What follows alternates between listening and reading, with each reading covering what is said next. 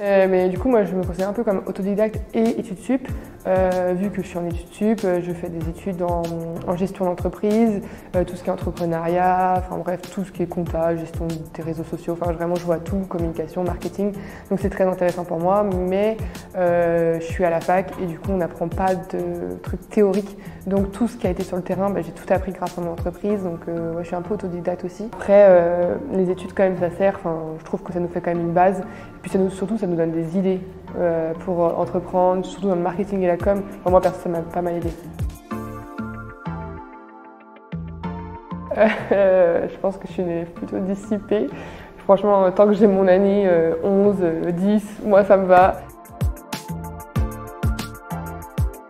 Je pense que ce qui a fait connaître l'entreprise, bon, même s'il y a plein de petits trucs, c'est un défilé de mode qu'on a organisé au mois de novembre cette année, en 2021, et ça a amené pas mal de monde et ça a permis aux clientes, vu que nous c'est un site fictif, enfin virtuel, les clientes ne se rendent pas forcément compte de la matière des robes, de la qualité, comment ça taille, etc.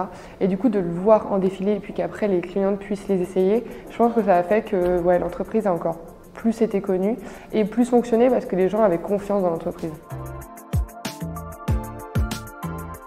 Franchement, il y en a une, c'est quand j'ai commencé à Une Robe by Night. Pour le site internet, on cherchait absolument un fond blanc. Je ne sais pas pourquoi, je voulais absolument un fond blanc. Je voulais que ça fasse comme toutes les entreprises. Et on galérait à trouver, j'avais pas les moyens de louer un studio.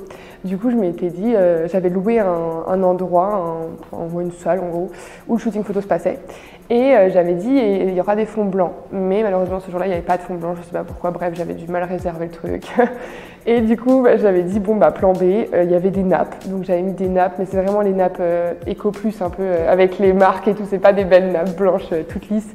Et du coup, après, vraiment sur Photoshop, j'avais dû tout retoucher. Enfin, vraiment. Je pense que si ça serait à refaire, je changerais quand même plein de trucs. Vu que j'ai entrepris à 20 ans, j'étais hyper jeune, j'ai fait plein d'erreurs. Je pense que j'ai dépensé mon argent un peu n'importe où. Quand tu crées une entreprise, tu as envie tout de suite que ça marche. Je pense que ouais, peut-être que comme j'étais jeune, j'avais trop l'impatience que ça marche direct, ça marche direct. Et j'ai acheté plein de trucs, j'ai acheté plein de robes déjà qui n'ont pas forcément marché, parce que c'était des robes que moi je trouvais belles, mais que j'ai pas forcément demandé l'avis aux autres. Plein de trucs pour la communication, des flyers. Enfin, vraiment, j'avais investi dans trop de trucs, je pense. Et du coup, ouais, j'ai trop dépensé mon argent vite au début, alors que j'aurais dû faire plus un plan prévisionnel, etc. Enfin, j'en avais fait un, mais moi, je vous avoue, j'ai pas trop respecté. Hein. Donc voilà, je pense que c'est ça ma plus grosse erreur. Faire gaffe à son argent, bien faire des plans prévisionnels et bien les suivre surtout. Et puis surtout ouais, être bien entouré pour que je sais que quand on est entrepreneur, surtout moins jeune, après je pense que même, peu importe, on a des coups de mou. Et du coup, c'est important qu'on ait des amis, des proches qui soient là pour nous remonter et jamais baisser les bras parce que c'est normal, une entreprise ne peut jamais marcher au bout d'un mois, 2 mois.